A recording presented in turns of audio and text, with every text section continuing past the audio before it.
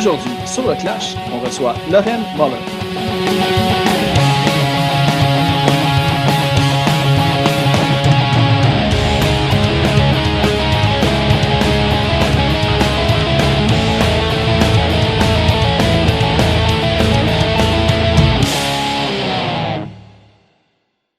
Juste avant d'aller à l'épisode, on va aller écouter une chanson des Kingpins tirée de leur album Plan of Action. On va écouter la chanson titre Plan of Action.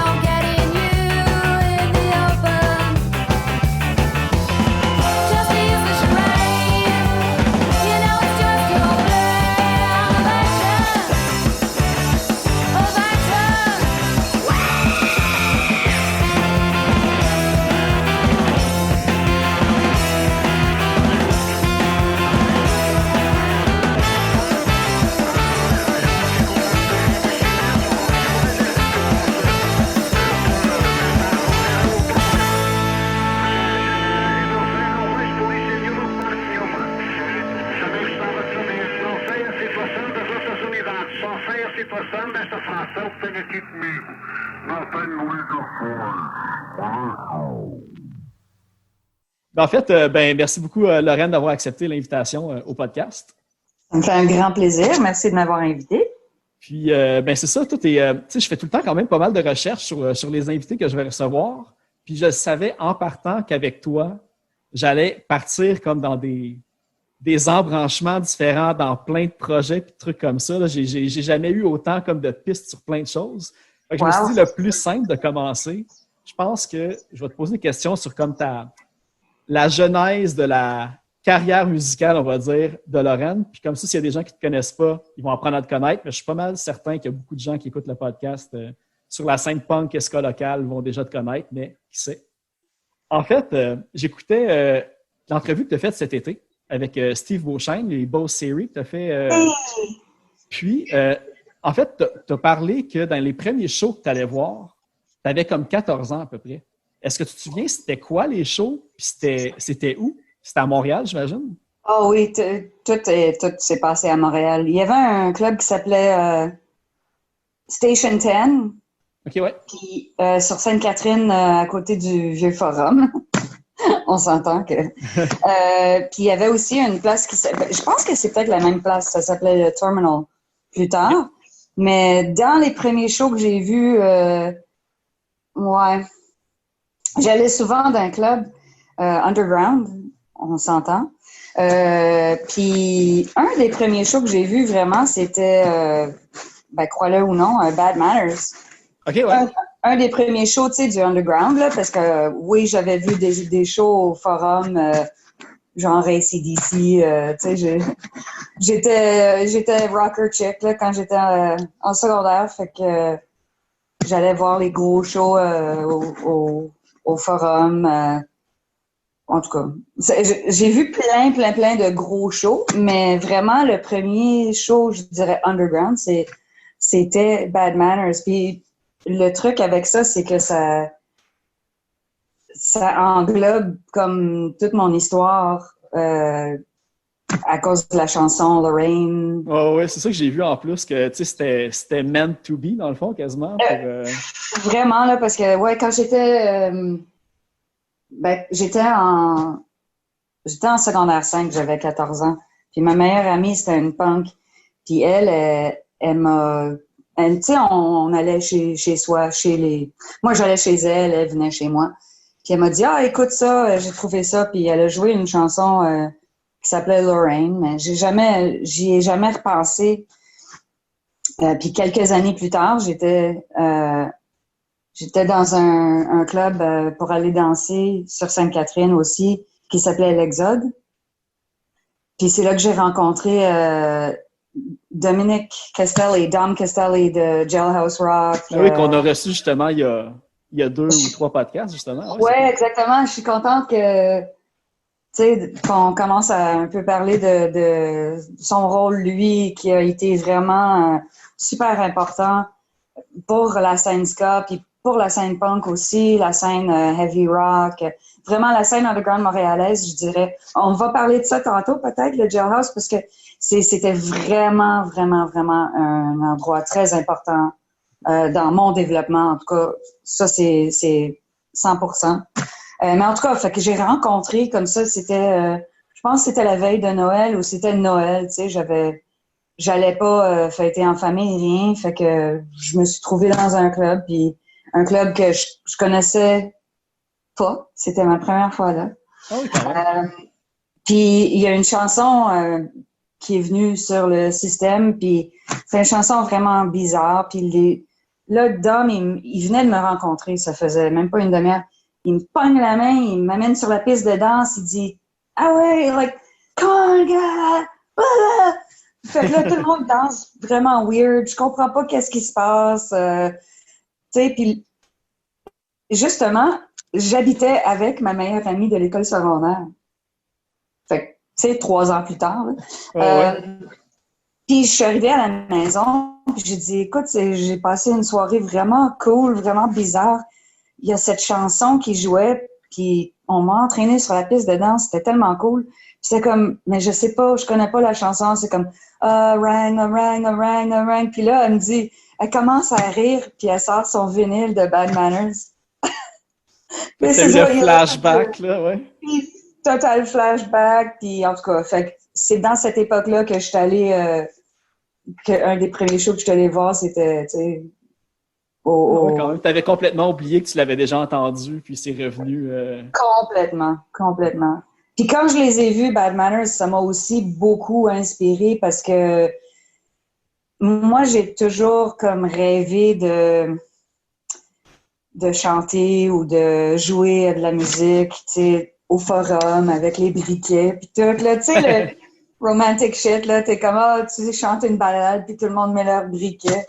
En tout cas, mais j'avais comme oublié ce rêve-là parce que, like, whatever, c'était pas... Ça semble tout le temps irréel un petit peu, là. Ben, totalement, puis j'étais trop gênée, même...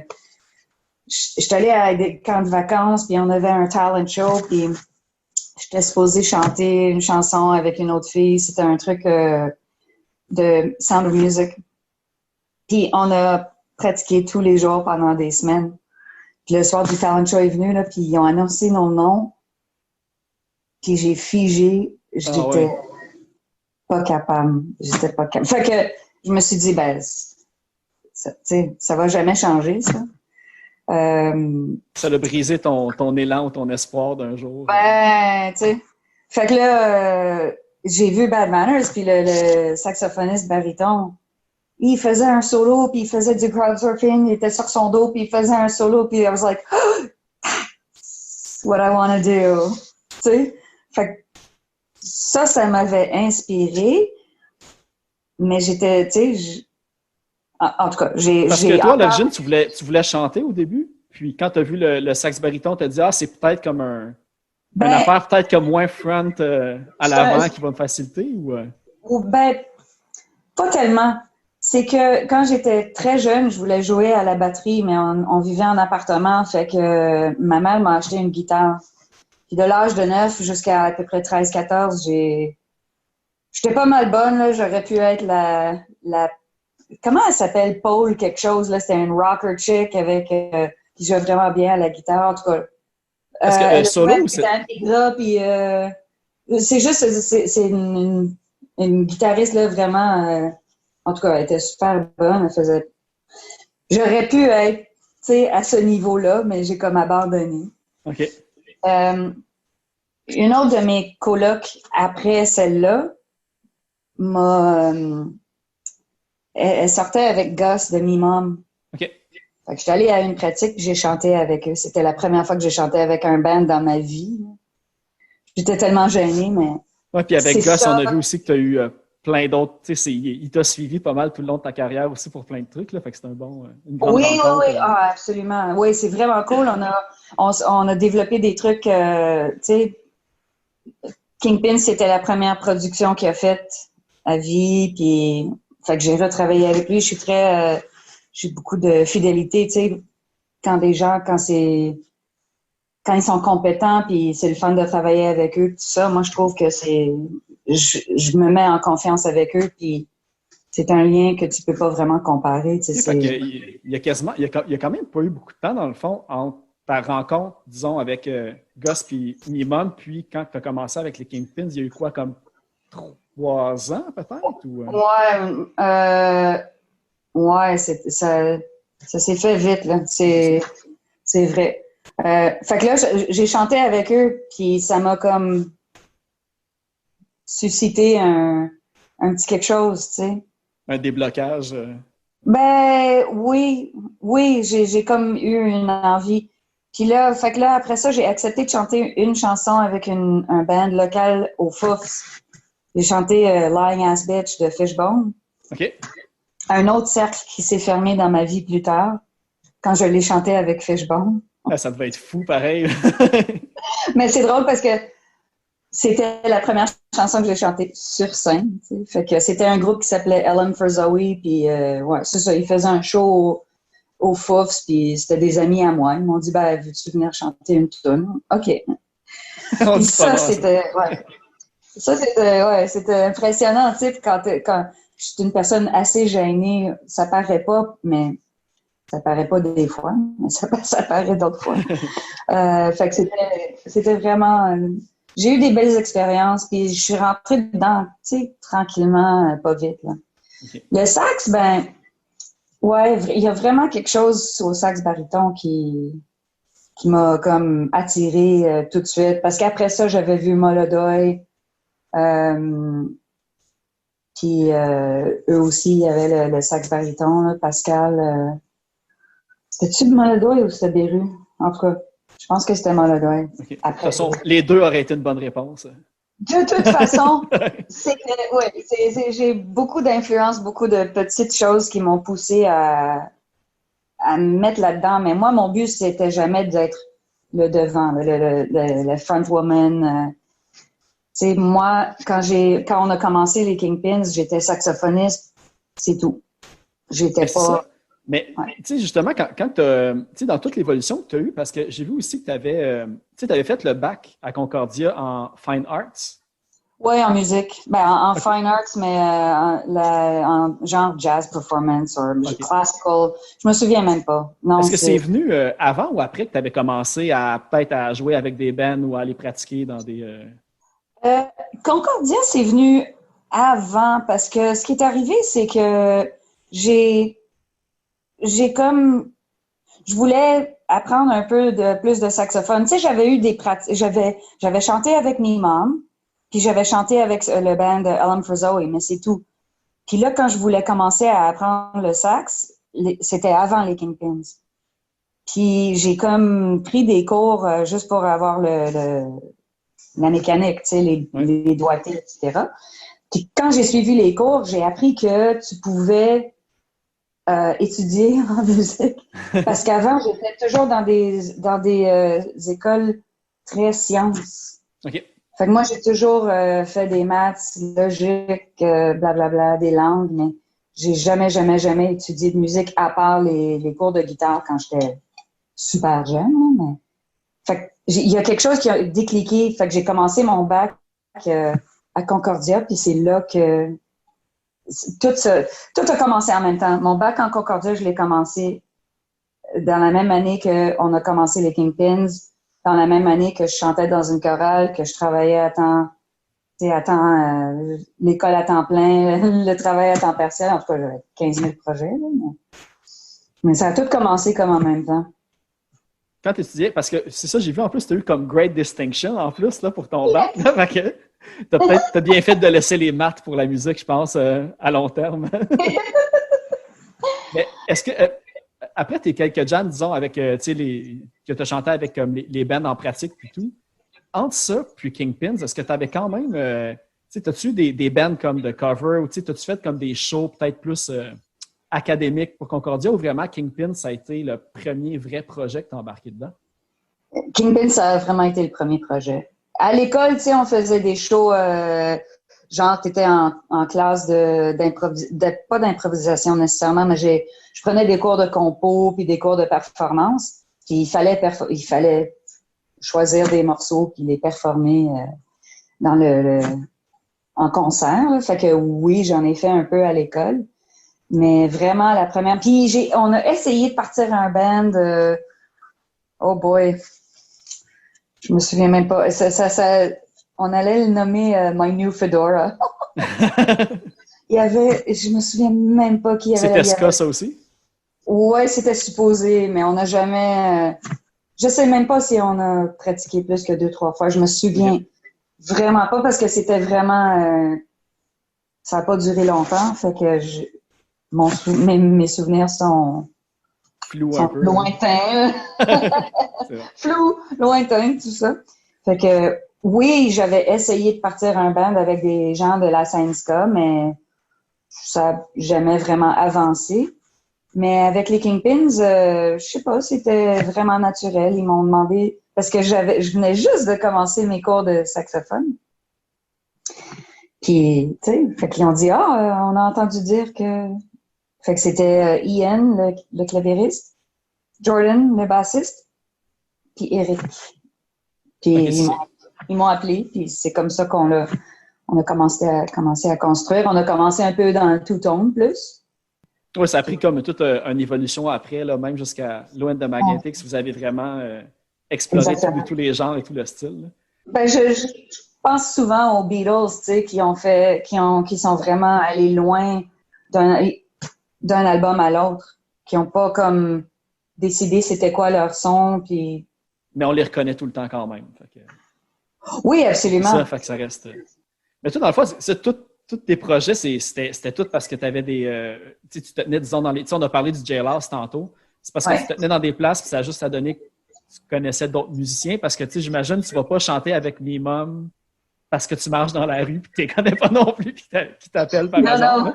Ouais. Ça a toujours été via des contacts. En passant, je veux juste dire, je ne nous compare pas aux Beatles. Je compare juste la façon d'approcher chaque projet, chaque album, chaque concert comme une entité. En tout cas... Il n'y aura pas de scandale. Je pense que personne ne va l'avoir entendu comme ça.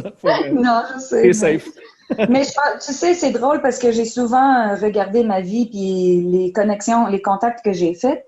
Puis vraiment, ça commence tout à l'Exode avec Dom. Parce que c'est Dom qui m'a présenté à mes amis, ceux qui sont devenus mes amis, qui m'ont présenté aux amis qui avaient Ellen for Zoe, tu sais, puis fait que c'est juste une chose après l'autre. Puis j'ai commencé aussi Jordan, je l'avais connu avant les Kingpins aussi, parce qu'on allait voir des concerts ska à Ottawa des fois, tu sais, on partait en bus, puis fait qu'on hangait, là, on n'était pas meilleurs amis, mais je veux dire, oui, c'est vraiment grâce à ça. Puis c'est pas mon bac en musique qui m'a aidé non plus en passant, juste pour faire la distinction que mon bac, j'ai eu des très belles expériences avec ça, mais c'était pas pour le morceau de papier nécessairement, puis c'était pas... J'ai développé des amitiés, oui, j'ai beaucoup appris techniquement aussi, évidemment, là, de musique, mais j'ai plus appris à comment socialiser un peu avec les musiciens, puis je me suis développée, tu sais, des belles complicités, fait que de la création aussi, avec plus qu'une personne, juste pas toute seule, puis Ouais. J'imagine que ça donne une compréhension globale de la musique aussi quand que. Mais tu sais, je vois comme beaucoup de tes projets ont vraiment varié d'un style à l'autre. Tu as travaillé avec plusieurs types de musiciens puis types de projets. Fait que ça t'a juste Oui. probablement donné comme une confiance puis une longueur d'avance parce que tu peux facilement embarquer, j'imagine, dans un jam improvisé puis trouver ton chemin jusqu'à. Je dirais que l'improvisation, c'est vraiment pas mon fort. OK? Je suis beaucoup trop self-conscious. Comment on dit? Je suis ma pire critique. Fait que je me laisse pas aller. Fait que je préfère au grand maximum pas improviser, tu sais. Les petites improvisations, les petits solos que je peux faire, tu sais, dans le ska, avec les Kingpins, tout ça, ça c'est une chose. Mais j'ai pas la confiance dans ce domaine-là, fait que j'aimerais beaucoup éviter ça. Sauf que oui, tu as raison que je pense que je pourrais m'adapter à pas mal toutes les situations. Puis ce que ça m'a appris vraiment, c'est de faire confiance que chacun a quelque chose à apporter, incluant moi-même. Mais c'est pour ça que je travaille avec des gens. Il y a des gens avec lesquels je peux travailler dans tous mes projets, puis des gens que spécifiquement, je travaille avec eux spécifiquement pour cette musique-là. OK.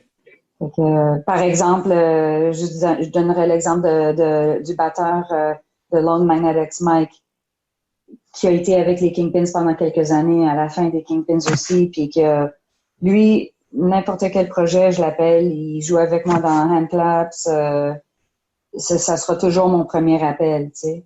OK.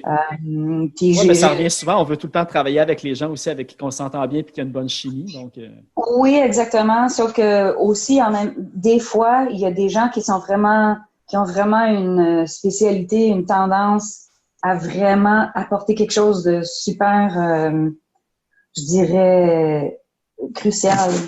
Mais je pourrais donner l'exemple de tous les gars dans Fabulous Lolo. Pour moi, c'est mes gars, puis, you know, it's like dur à remplacer, là. Si t'en as un qui dit non, c'est dur à remplacer. Fait que, puis mes gars des handclaps aussi, c'est la même chose, tu sais, c'est comme, on travaille bien ensemble, puis... Oui, mais on va y revenir au handclaps, parce que j'ai une grande question pour ça en plus. Moi, il y en a une que j'ai vraiment hâte de poser en plus, fait que tu vas voir. Mais Yes. en fait, c'est ça, je vais revenir un petit peu au début des Kingpins, parce que j'ai vu que vous aviez gagné, je pense que c'était au Mimis, Oui. genre meilleur single ou quelque chose comme ça. Oui. As-tu un switch à un moment donné que. Parce que, tu sais, on va dire, la réalité de la scène ska ou la scène punk ou même la musique en général est pas la même aujourd'hui que, disons, dans le milieu des années 90. Non. Quand Kingpins a commencé à monter, vous aviez fait le Club Soda, il y a eu le Spectrum, il y a eu le Metropolis, vous faisiez des shows sold out. Est-ce qu'à un moment, ça a été votre seul gagne-pain, vous viviez des Kingpins ou c'est encore comme aujourd'hui, il vous fallait des sidelines ou... Parce que je vois encore ça comme légendaire avec mon œil, avec mon recul. Moi, je vois ça comme super big. Là, fait que, je sais pas si toi, de ton côté, comment c'était de l'intérieur. Ben pour nous, on dirait que c'était un chemin naturellement tracé. Oui, on a gagné le meilleur single. Ça faisait même, je pense, 2 ans qu'on existait, 1 an ou 2. Fait que c'était sweet, c'était nice. Ça nous a encouragés de continuer. Mais c'était vraiment un build-up, comme j'ai dit, assez naturel. On a passé par les tout petits clubs, puis incluant le Jailhouse, qui est devenu vraiment le quartier général de Stomp, puis de toute la scène ska pendant des années. C'est vrai que c'était le fun quand on faisait des sold-out, des trucs à guichet fermé au Spectrum, puis tu sais, rendu au Métropolis, c'était comme wow, là. Tu sais plus qu'est-ce qui est next, là. Mais t'étais à ça des lighters j'allais dire au Centre Bell, là, mais t'étais à ça. Oui, ben exactement. Fait que financièrement, ça a été difficile parce que à l'époque aussi, ce qui était très différent, c'était que nous, on enregistrait analogue. Ça coûte très cher. C'est plus laborieux. Chaque album a coûté plus ou moins 20 000 $. Fait que, tu sais, faut faire beaucoup de shows pour faire ça. Puis quand on partait en tournée, on n'était pas un gros band, fait qu'on gagnait des sommes assez modestes. je sais pas, parce que je sais que, tu sais, Dominique m'a parlé un petit peu comme de son implication dans Stomp puis comment que ça a parti. Est-ce que Kingpin, c'est une des raisons pourquoi Stomp c'est parti? Est-ce que c'est justement parce qu'il y avait de l'enregistrement, comme tu sais, je sais que Planet Smasher était impliqué là-dedans aussi. C'était-tu justement pour permettre aux bands d'être capables d'enregistrer des albums parce que ça coûtait cher? C'était pas exactement ça. C'était pas pour nous permettre d'enregistrer, c'était pour nous permettre de le mettre sur le marché. Il y avait aucun label, il y avait aucune distribution pour des groupes ska qui ont trouvé qu'il y avait vraiment un manque. Tu sais, pour nous. Donc, c'était un label, comment t'appelles ça? Quand tu t'inventes un label pour toi-même, là, Ben, self-release, je sais pas si c'est juste pour ça. ouais, je sais, mais Vanity, a Vanity label. Ah, OK, ouais, ouais. Quand tu t'inventes un nom de compagnie juste parce que tu veux faire tes projets puis que tu veux les mettre en marché puis pas juste dire, ben, c'est juste le band qui le release, tu sais, ça crée ça crée déjà une identité. Ouais. Et c'est le noyau de la scène quand on a fait ça. Alors, les Smashers avaient enregistré un vinyle, Le All Canadian, là, je pense, c'était le Inflated premier. 80. Non, un vinyle Inflated 80, un 45 tours, OK. un 7 pouces. Puis nous, on avait enregistré 3 chansons sur On the Run, Spy vs. Spy, On the Run, and Leave My Girlfriend Alone, sur un single. Mais nous, on l'a fait en CD, eux, ils l'ont fait en vinyle, mais on n'avait pas de place pour les mettre sur le marché. Fait que c'est Jordan, le bassiste de Kingpins, puis Matt, le guitariste des Smashers, avec plusieurs autres autour qui les encourageaient, comme Bobby Deaton, tout ça, puis Dom, Jesse, en tout cas, je nomme des noms. C'est tous des gens qui entouraient les Kingpins à l'époque. Puis c'est ça, on a vraiment parti ça pour pouvoir permettre une entité qui pouvait ensuite livrer la marchandise puis nous donner Mais comme c'est une carte de visite, c'est une affaire d'appartenance aussi, une maison de disques, ça représente ta scène, puis ça fait aussi, on va dire, legit. C'est pas juste comme on est un band dans des sous-sols puis on vend nos CD, ça te donne une espèce de structure solide. Puis il y avait Moonska à l'époque à New York, mais on voulait vraiment on voulait créer quelque chose ici. C'est plus simple. Oui, puis ça a vraiment rempli un vide. Il y avait vraiment D'ailleurs, on le voit aujourd'hui, au moment où on se parle, il y a les shows du 25e anniversaire de Stomp vont commencer à passer là, dans les jours qui s'en viennent. Là. Fait que, oui, exactement. C'est une très grande réussite. Ça me fait penser, parce que toi, tu as aussi parti, je pense, c'est Top 5 Records.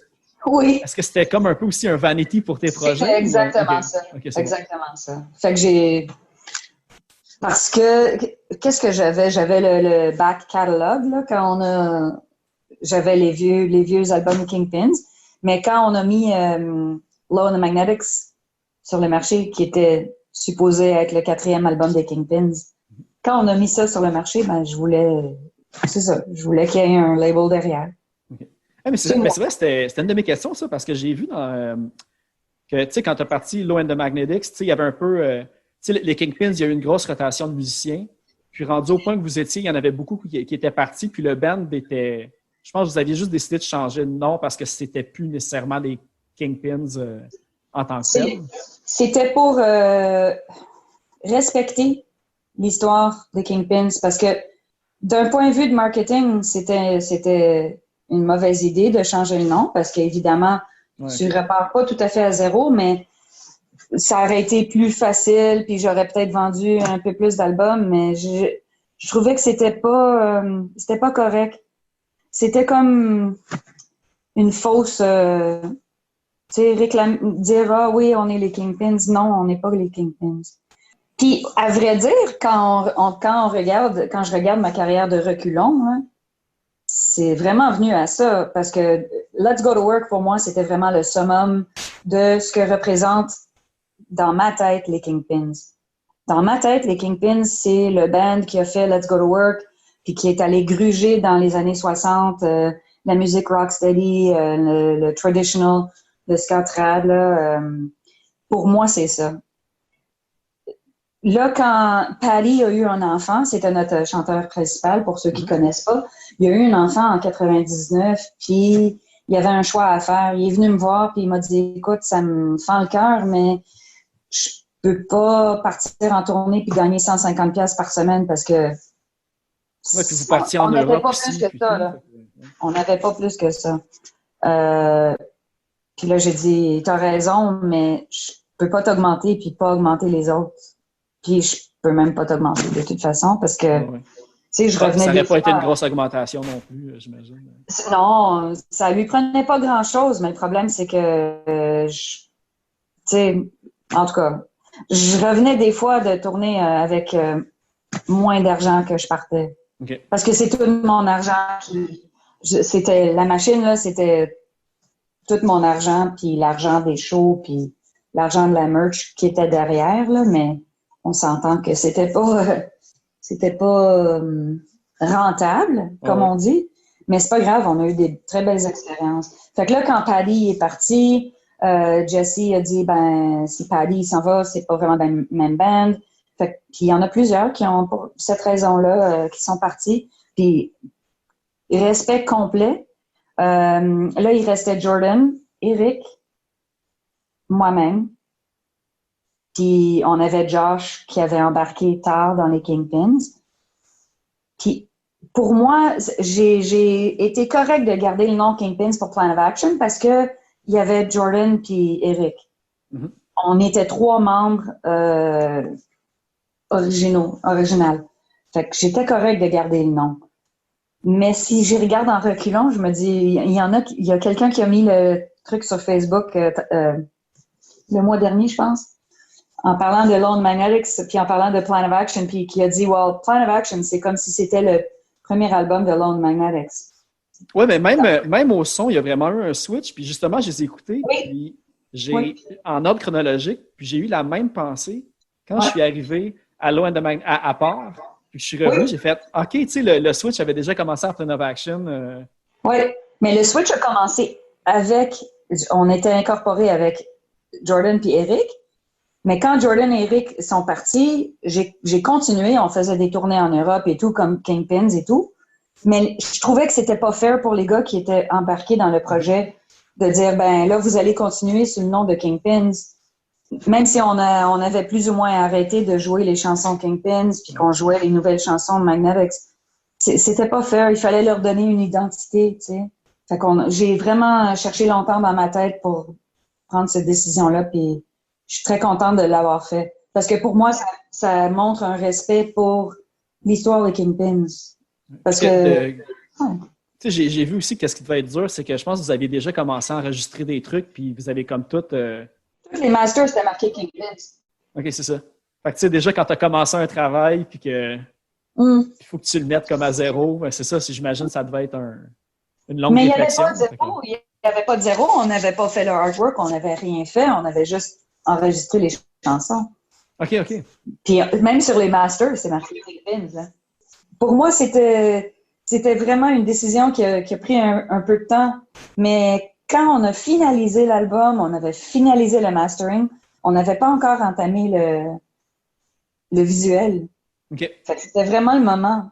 Puis je pense que les gars ont beaucoup apprécié le fait que, au lieu de leur dire, ben, vous allez continuer à remplir les chaussures de gars qui sont plus là, non, on repart à neuf. Ben, j'ai vu aussi que les textes devenaient un petit peu plus, pas personnels, mais on savait que c'était Lauren qui chantait et non comme un band qui Est-ce que c'est à ce moment-là aussi que ton stage fright a comme eu un flip total, que là, c'était derrière toi puis tu y pensais plus? Ou, j'ai vu que c'était un truc qui t'a suivi un petit peu. Oui. Le track m'a suivi. Ben, justement, quand on a fait Plan of Action, moi, je cherchais activement un chanteur pour remplacer Paddy quand on commençait les enregistrements pour Plan of Action. Puis c'est Eric qui m'a dit, qu'est-ce que tu fais? T'es capable. Fait que c'est là que j'ai décidé, OK, let's go. Moi, je fais beaucoup confiance aux gens. Je fais pas juste confiance aux gens qui me disent, oui, t'es bonne. Je fais confiance aux gens dont l'opinion, j'ai vu, concorde avec la réalité, tu sais. Fait que quand il m'a dit « Let's go, t'es capable », ben, j'ai embarqué full pin, puis on a fait l'album, on l'a fini, puis on a eu la chance, quand on a lancé l'album, notre tournée, on l'a fait avec The Peacocks de Suisse. Okay. Puis parce qu'ils étaient exceptionnels live, ils étaient tellement bons, tous les soirs, j'avais pas le choix d'aller un cran plus haut, puis de donner une énergie encore plus importante. Fait que ça m'a complètement drivé. Moi, ce qui me fait triper, c'est de jouer avec des bons groupes. J'ai pas nécessairement envie de mettre une lumière sur la médiocrité. Oh, oui. Fait que si je peux, à moins que ce soit un truc en développement puis que je vois vraiment un noyau de quelque chose de vraiment spécial. Parce que les Kingpins, c'était vraiment pas très bon au début.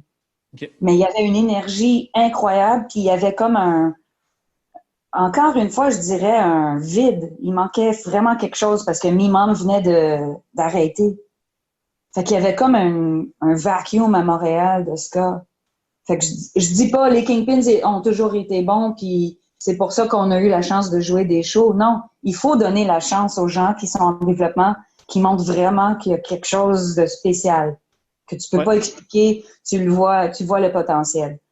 Mais jouer avec des bands médiocres, c'est moins intéressant parce que ça te drive moins toi à up your game, comme on dit en anglais. Ouais. Mais même à la limite, même si un band n'est pas nécessairement bon musicalement, mais qui apporte quelque chose, il faut qu'il y ait une étincelle un petit peu qui se fasse comme OK, oui. Non, eux autres, je vais les suivre, puis je vais voir qu'est-ce qui va devenir. Puis, Exactement. Puis ça m'arrive de temps en temps. Mais cette tournée-là, je pense que ça, c'était un grand pas pour moi. J'ai beaucoup pu release, tu sais, mon track.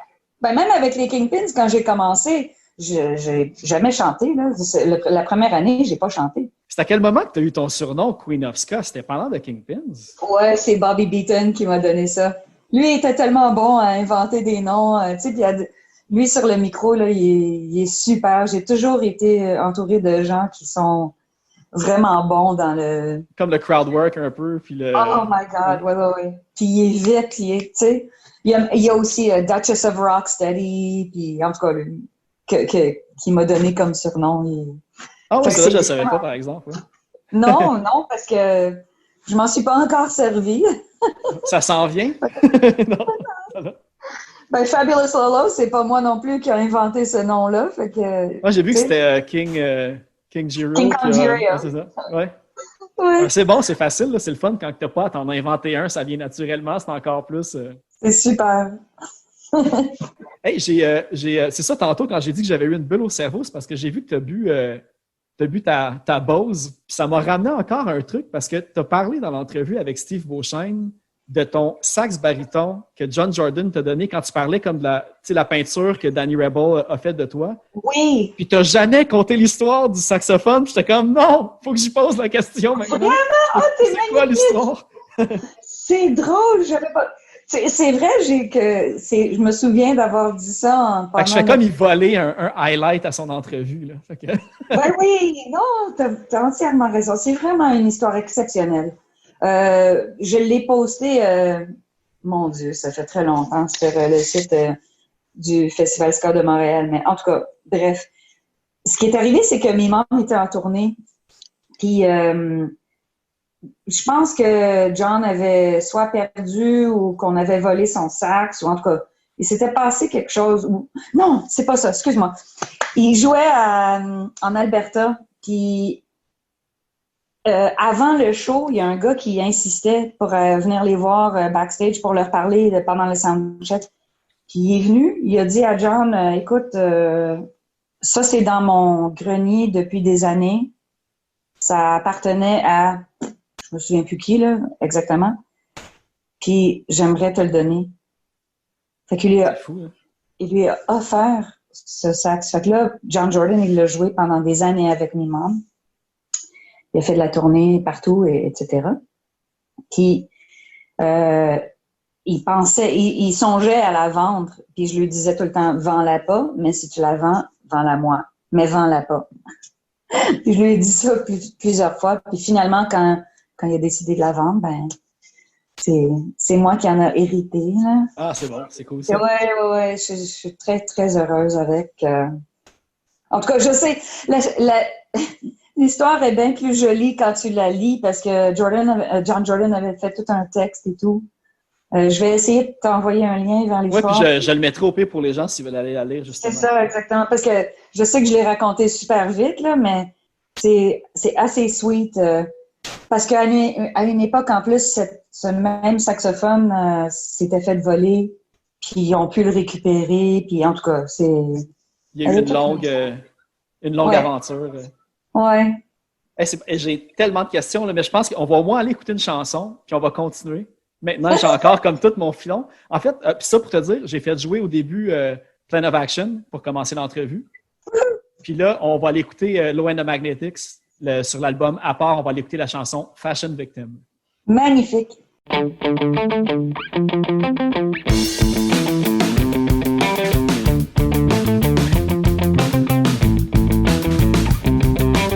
She's one more fashion victim who's fastened to the ball. She gives it everything, though they don't want it at all. The box is playing songs that she can't recognize. She dances all alone, they can't believe their eyes. Calling her their dirty names. They whisper loud enough, she feels ashamed. So ashamed. Underneath the stars, can they be all that wrong? She wonders who they are. The conversation turns to subjects close to home. The clothes she's wearing or the smell of her cologne. That disapproval flashes from their sharp white teeth. They're pulling faces from the ones that lie beneath. Bruises from the cruel punchlines. When they're dropping names, she falls behind. Falls behind. Underneath the stars, can they be all that wrong? She wonders who they are. She smells the plastic flowers.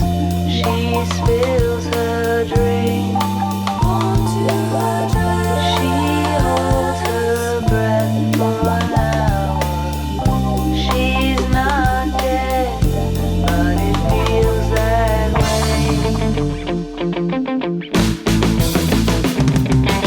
She's just a fashion victim who's fastened to the ball.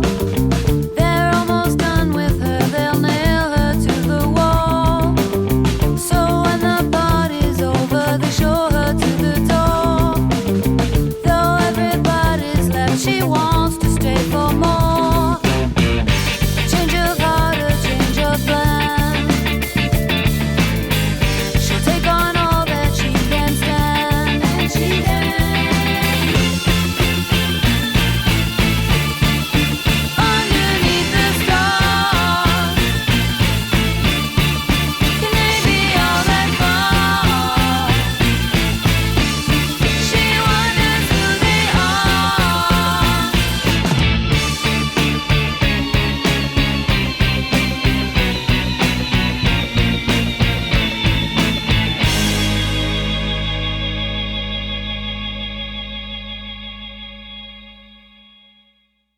J'ai remarqué que, tu sais, Mimum, ils ont une chanson qui s'appelle Héloïse. Puis j'ai remarqué que dans The Kingpins, vous mentionnez Héloïse dans, je me souviens Oui. plus quelle chanson. Est-ce Oui. que c'est la même personne? Parce que moi, j'ai une de mes amies qui a nommé sa fille Héloïse à cause de la chanson de Mimum. C'est-tu Hugo? Non, elle s'appelle Geneviève.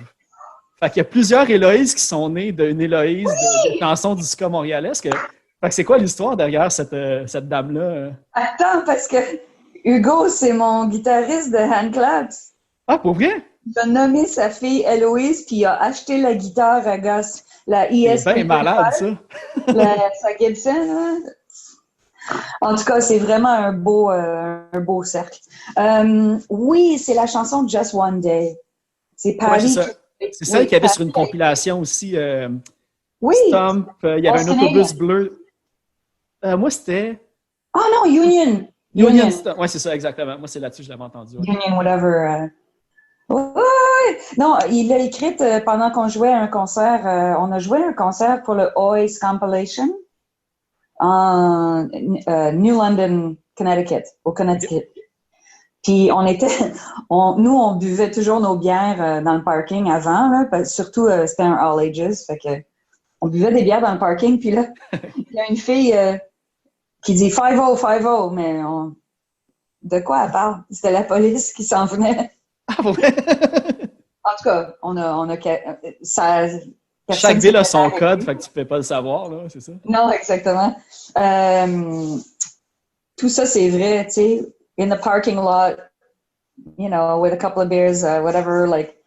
Fait que ça, il y a eu plusieurs callbacks dans cette chanson-là de trucs montréalais, dont Eloise. Eloise and Laura. Ouais, la ligne, c'est I don't remember if her name was Eloise or Laura. She would always do her best. C'est quoi? Moi, je suis pire pour les paroles. C'est pour ça que j'ai décidé de jouer du drum. Fait que je peux pas t'aider. Ben, tu vois, si j'avais joué au drum, j'aurais pas pu te raconter aucune de ces histoires-là. Fait que Héloïse, c'est la fille qui a callé 5-0? Non, Héloïse. Ok, je pensais que c'était ça. Tu sais, non, ça c'est l'histoire de comment il a fait quand il a écrit Just One Day. OK. Il y avait toute une histoire autour, puis quand tu écoutes la chanson, les paroles, ça a rapport à cette soirée-là qu'on était dans le parking, puis qu'on devait jouer un show plus tard. Là. OK. Non, Héloïse, tu sais, je sais pas exactement c'est qui. Le mystère va rester. Ben, pour moi, c'est un mystère, mais tu devrais inviter Gus au podcast. Puis oui, c'est clair. Et lui aussi, ça en est un qu'il faudrait faire une série avec lui de tout ce qu'il a fait pour. Ben, exactement. OK, ben parfait. J'accepte le défi. Oui. Ah oui, ben, je peux te mettre en contact avec lui si tu veux. Excellent. C'est bon. Tu sais qu'il a déménagé à Toronto, là? Ben, la dernière fois que. Parce que j'ai beaucoup d'amis sur Facebook qui ont rapport à la scène montréalaise, mais que j'ai jamais rencontré. Puis je voyais que Gus, il était comme à Brooklyn pendant un bout. D'ailleurs, avec Leanne Claps, j'ai pu le voir. En 20 ans, là. Oui, c'est ça. Et puis il ne faut vraiment pas passer à côté de ça parce qu'un des éléments les plus importants que je voulais te parler aujourd'hui, c'est le Ska-Fest. Ben oui. Qui en vient, la 12e édition. Toi, tu es comme la porte-parole officielle. Puis là, à date, on a juste annoncé un show de Two Stone Two Skank le 18 décembre. Oui. Puis là, je sais qu'il y a peut-être là, ça va sortir le 10, fait qu'on ne sait pas trop de quoi qu'on peut parler ou pas. Mais est-ce que ça a été une décision de dernière minute de le faire finalement en ligne ou si ça faisait longtemps que vous lui pensez de le faire sous cette façon-là, sous ce format-là? Ben, c'est-à-dire que je pense que ça n'a pas été une idée avant la COVID. C'est vraiment c'était pendant au printemps, tu sais, que Val a regardé ça, puis fait ensemble, elle travaille très étroitement avec le campus. Mm-hmm. Justement, cette année, tous les concerts, tous les revenus rentrants, les profits, sont pour aider le campus à garder, très cool. à continuer à exister, tu sais. Fait que c'est très important si les gens ont un peu de lousse, s'ils veulent donner dans le tip jar, de savoir que ça va pour encourager le campus. Puis le campus, c'est un lieu très important pour nous, je pense, depuis plusieurs années. On travaille avec eux depuis le début du Ska-Fest. Fait que ils ont été vraiment exceptionnels. Puis de mon côté, avec tous mes projets, le campus aussi a été exceptionnel. J'ai aussi travaillé là, comme technicienne de son là, une couple de fois, mais même avant ça, ils ont toujours été super cool avec nous. Fait que c'est important. C'est super important. Là. C'est un truc justement là, que je répète carrément tous les épisodes. Là. Pour ceux qui peuvent se le permettre, oui, vous pouvez aller comme encourager les bands sur Bandcamp et tout ça, mais si vous voulez avoir des places pour que les bands que vous aimez puissent jouer, en ce moment, vraiment, les premiers à aider, c'est les salles de spectacle. Exactement. J'avais même pas pensé au petit campus en plus, parce qu'il y en a eu, tu sais, on a perdu le Vitriola, tu sais, le Deux Pierrot, le petit medley. Tu sais, ça va juste comme on continue à débouler. Fait que, C'est grave, puis ça va pas de. Ça regarde pas bien pour le futur non plus, tu sais. Ben, on sait rien encore. C'est encore impossible de savoir. Là, fait que... Puis même avant la pandémie, je veux dire, on a perdu le divan orange, on a perdu. Tu sais, je veux dire, même avant la pandémie, c'était vraiment difficile. Les catacombes. Puis les plaintes de son, blablabla, parce que quelqu'un déménage à côté d'un restaurant portugais, puis il se plaint parce que ça pue le poulet, tu sais, c'est comme... Ah, c'est rendu là. Reste donc chez toi! C'est pas juste à Montréal non plus, c'est vraiment partout. Puis c'est difficile. Fait que moi, je propose, que c'est une façon de... Ah, c'est la cause la plus noble pour ceux qui veulent que la culture continue à exister. Exactement. Parce qu'on peut même pas vous faire des trucs online si on n'a pas un endroit pour le faire.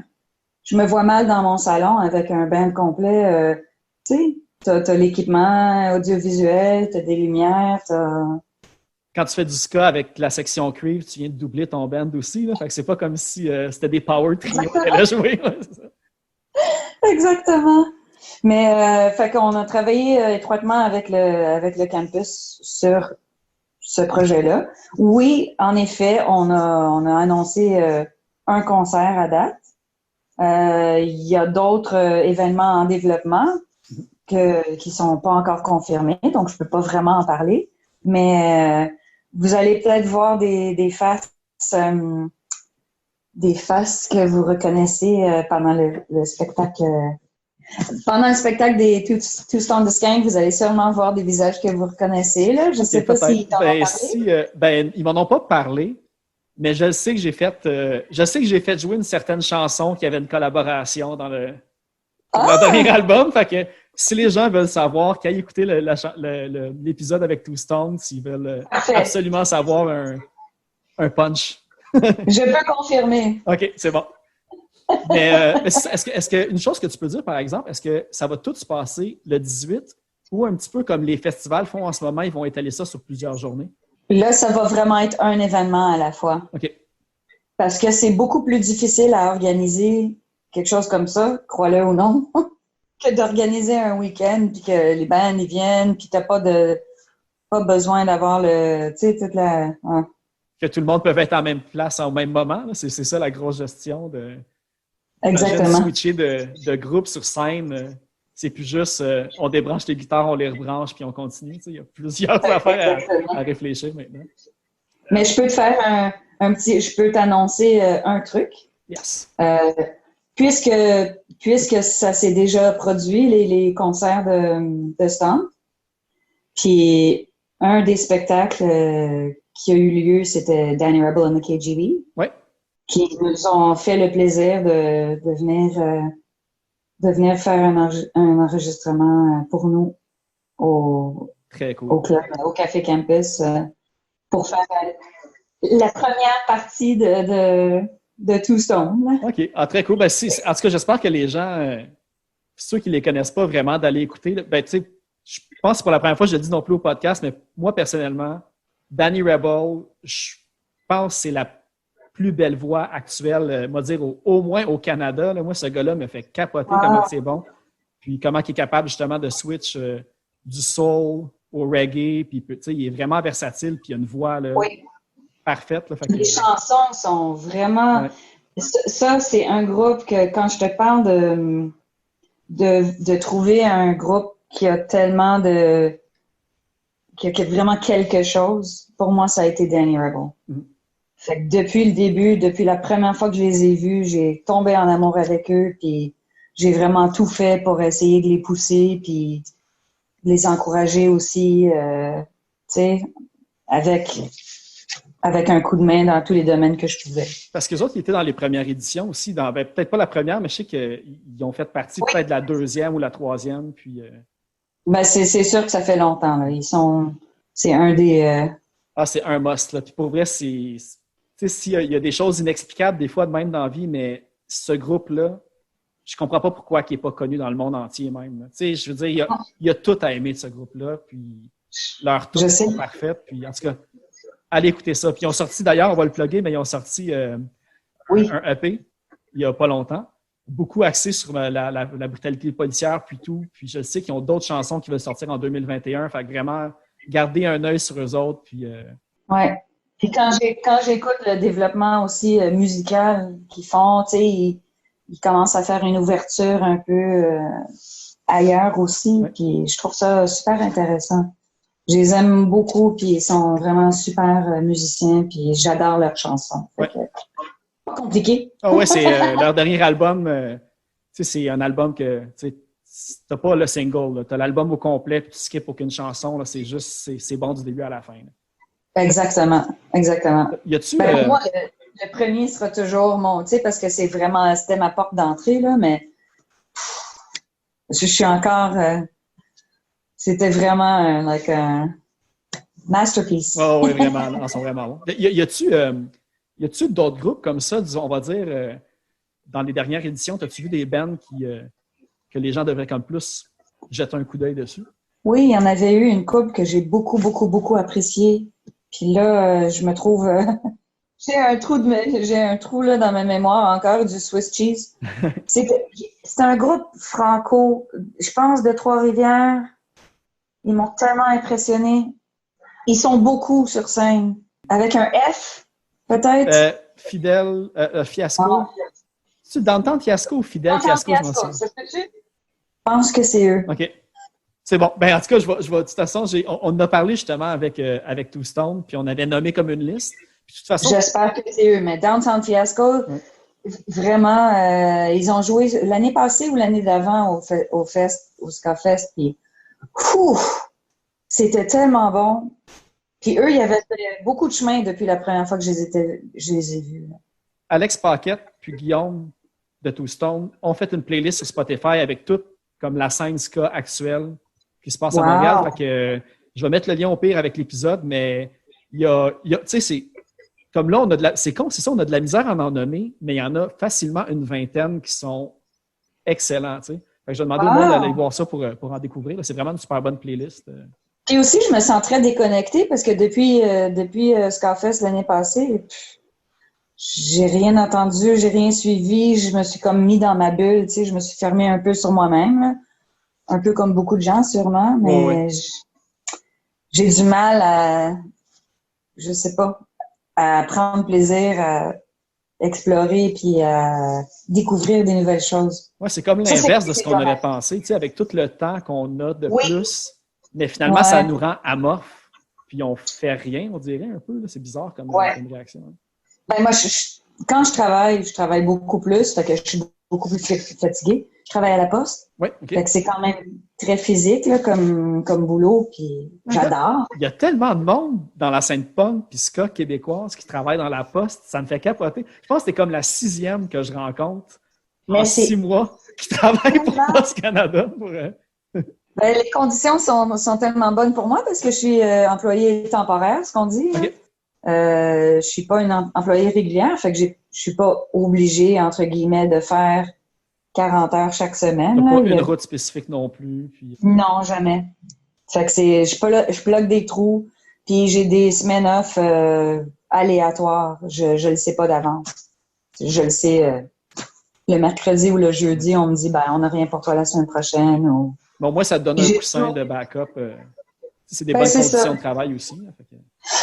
Oui. Oui. Peut-être pas temporaire, là, mais oui, c'est ça. Oui, c'est ça. Non, je dis jamais non à mon dépôt, à moi, tu sais, fait que je travaille beaucoup, puis c'est pour ça, quand je travaille pas, je deviens un peu veg parce que tout le monde est veg. Je trouve que tout le monde est comme, ouais. Mais quand je travaille, il y a rien d'autre sur la planète. Je m'en vais pas, tu sais, je vais pas écouter de la musique, je fais aucun effort pour faire autre chose. Une chose à la fois. Parce que j'aime tellement ça que je deviens un peu trop focus peut-être, mais oui, c'est pas une mauvaise raison, là, mais en même temps, c'est dommage que je peux pas répondre à ta question comme il faut. Ah ben non, c'est correct. Puis pour venir à ta défense, tu sais, parce que moi, je pose la question, parce que moi aussi, si on me la posait, j'aurais de la misère à répondre, puis c'est ça que je trouve ça plate. Puis, tu sais, en faisant l'entrevue avec Two Stone, puis en préparant l'entrevue avec toi, tu sais, j'ai jamais écouté autant de ska dans les 2 derniers mois que depuis les 2-3 dernières années. Puis à chaque fois, je me dis, crime, il faut que je regarde justement, tu sais, les bands qu'il y a. Puis, tu sais, j'ai tout le temps Two Stone, les Épicuriens, Danny Rebel, The Slums. Puis je suis comme, c'est sûr qu'il y a plus, là. Tu sais, il y a Franc Bâtard, mais tu sais, Franc Bâtard, ça peut être aussi une autre catégorie de musique, mais je me dis, c'est sûr qu'il y a plus de ska que ça. Puis là, je me dis, en posant la question à quelqu'un, tu sais, je vais avoir des réponses. On est les deux dans le même bateau, je pense. Je suis peut-être la reine du ska, mais je suis enfermée dans ma cave. On a parlé de The Hand Claps, qui a été quand même... les Hand Claps, qui a été comme aussi une autre grosse partie de ta carrière. Je ne sais pas qu'est-ce que j'écoutais quand les Hand Claps sont sortis, mais j'ai jamais eu vraiment conscience que ce groupe-là a existé quand vous étiez comme présent. Puis quand j'ai ouvert la première photo de The Hand Claps, j'ai vu Daniel Saucier. Moi, j'ai fait tout mon secondaire avec ce gars-là. J'ai été, je pense, la moitié de mon secondaire dans la même classe. C'était pas un ami ou rien, mais je veux dire, j'ai fait, c'est-tu ce gars-là? Wow! Comment que ça s'est fait? Comment la rencontre a eu lieu? J'ai vu que ça s'est fait par MySpace, mais j'étais comme, faut vraiment que je demande la question si... MySpace, wow. Là, ça nous date, hein? Ouais.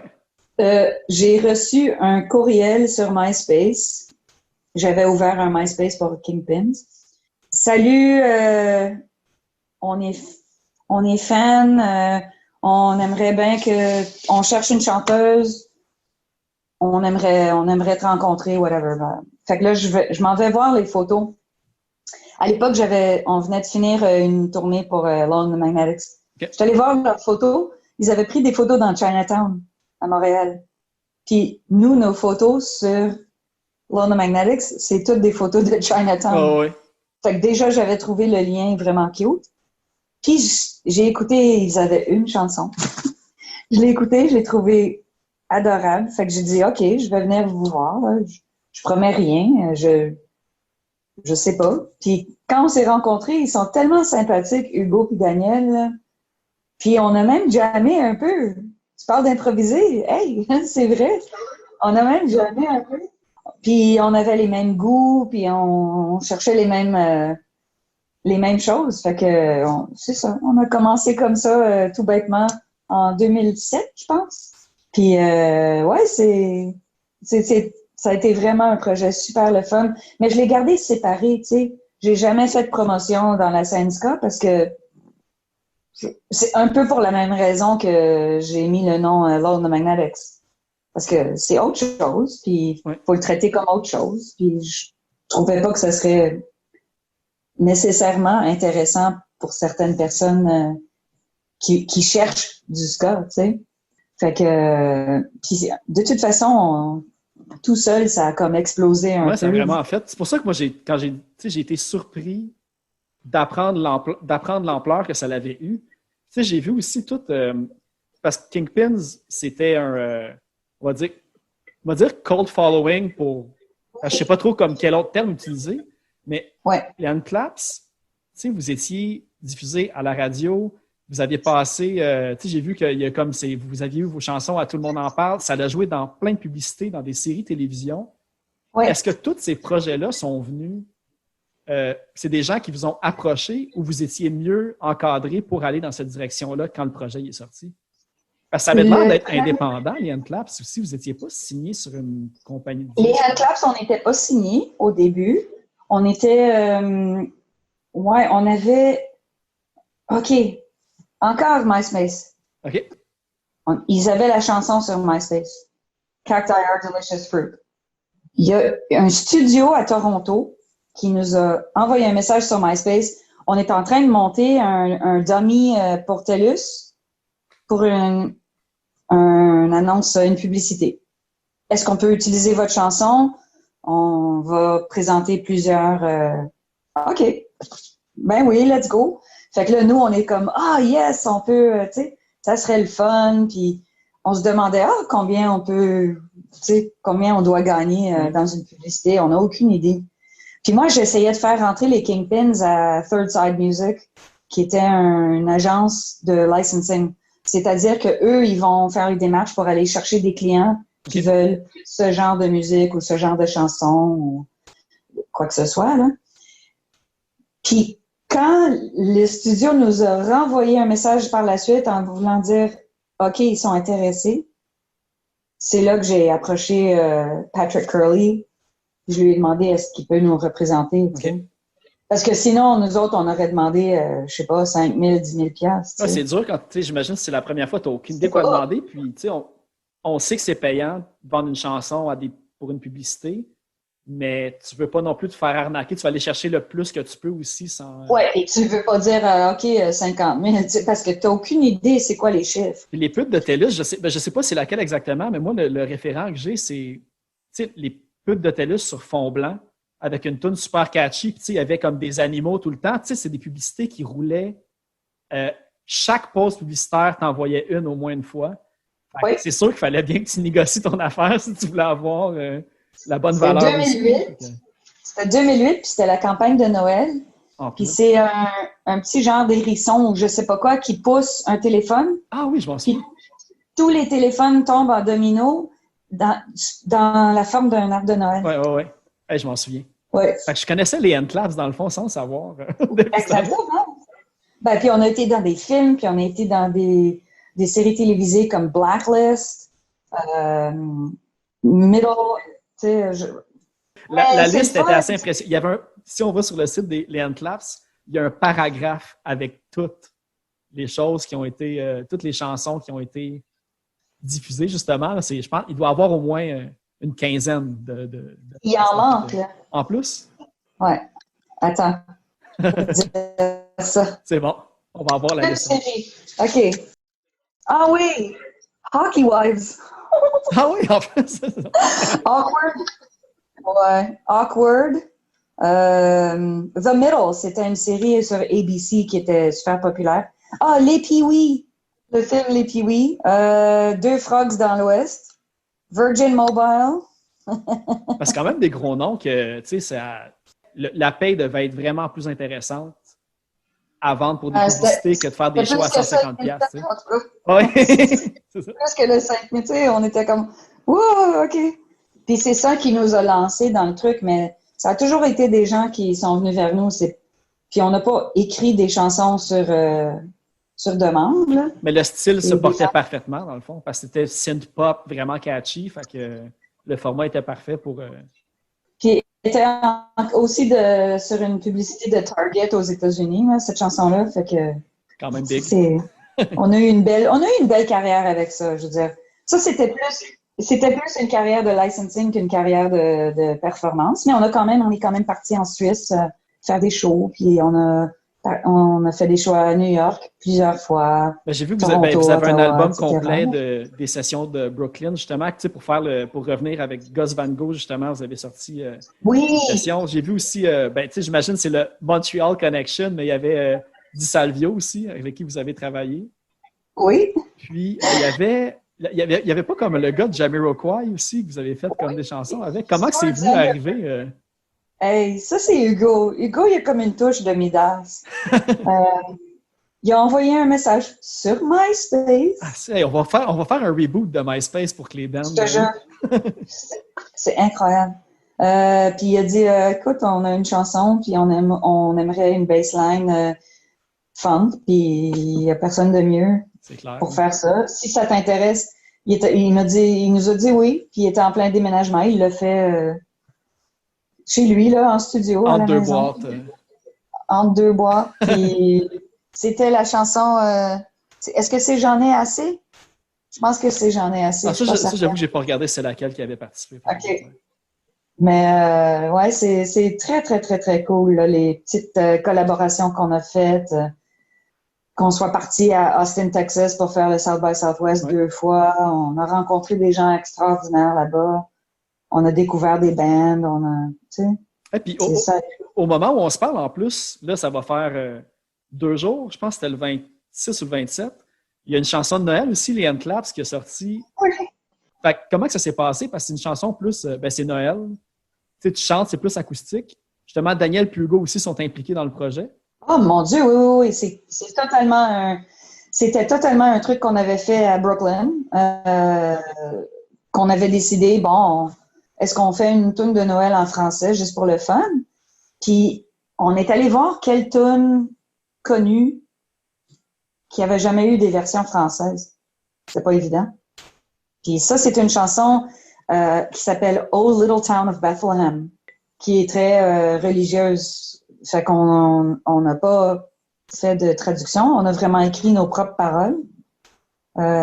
Saucy, comme je l'appelle, moi, Daniel, a vraiment mis plume au papier. Puis... J'ai eu vent qui était prof de français maintenant, à l'école secondaire où qu'on allait, justement. Il me semble Exactement. Que j'ai eu ça. Ah ouais. Exactement. Très cool. Il est encore prof de français. Monsieur Saucier. Ouais. Puis c'est un bon prof. Je veux dire, je vois comment... tu sais, on a fait un spectacle, justement, dans l'auditorium il y a quelques années pour les élèves. Puis, ouais. Ouais, c'est vraiment... il met beaucoup de cœur dans tout ce qu'il fait. Fait que... Oui, fait qu'on a décidé d'écrire une chanson en français, puis on a pris la musique d'une ancienne tune de l'époque de Noël. Puis c'est juste une petite affaire cute. C'est comme un bonbon, un petit cadeau. Là. Ouais, qui arrive juste au bon moment aussi. Fait que c'est parfait. Exactement. Eh bien, moi, je pense que, tu sais, j'ai plein de questions, mais en même temps, je me dis, si je commence à tout décliner les dizaines de projets que tu as fait, ça va être un podcast de comme 8 heures. Tu sais, on aurait pu parler, j'ai vu, il y avait Tynatrons, j'ai vu, tu as joué avec The Continentals. Ah oui, c'est vrai, oui! J'ai essayé aussi de trouver les chansons du groupe Gelé que tu as fait aussi. Comme j'essayais d'en trouver pour en faire jouer, j'ai comme pas vraiment, j'ai pas trouvé. Puis, en fait, je pense que je vais peut-être avoir une dernière question pour toi. OK. Est-ce que c'était un band avec Cayman de Quickies? J'ai juste vu des photos passer de toi avec le cul de pas de l'Auto-Québec, de Hydro-Québec.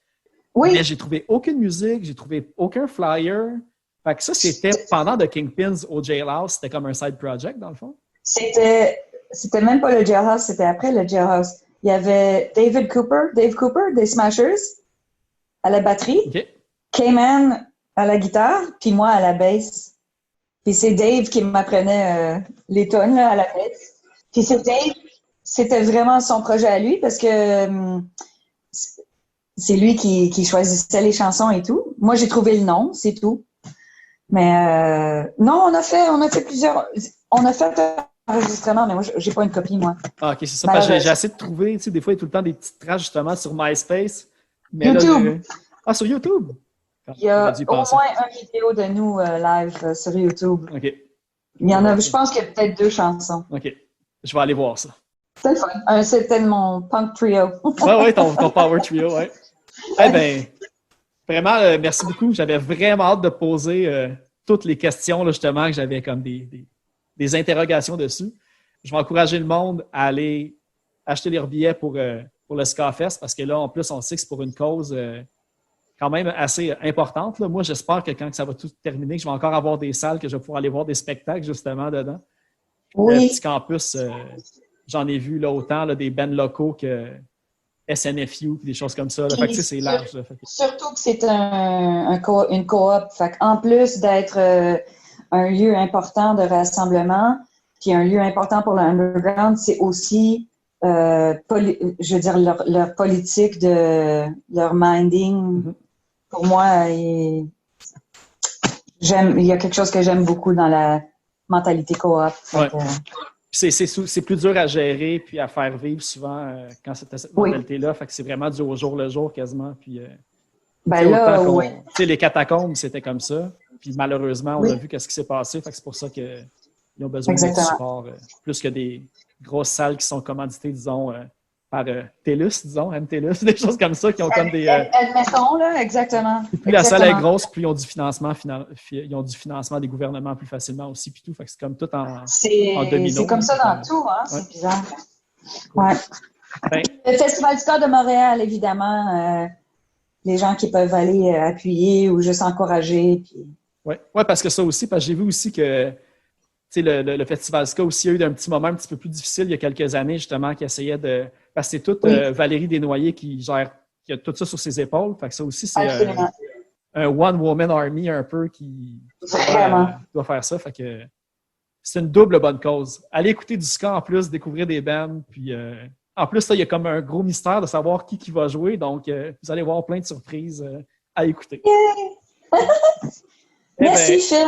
Merci. Merci. Puis, moi, j'écoute le Clash Podcast. Yeah! Ah, je vais pouvoir faire des petits jingles, tu sais, de radio, là, comme au début de l'émission, là, comme « Bonjour, Exactement. mon nom est Lauren Muller, j'écoute le Clash Podcast. » Absolument. Je t'en ferai des signes si tu veux. Parfait, c'est bon ça. Et puis c'est vrai, il ne faut pas oublier, mais pour finir l'épisode, on va aller écouter une chanson justement des Handclaps. On va aller écouter, j'ai choisi la pièce Sunny City. Ah.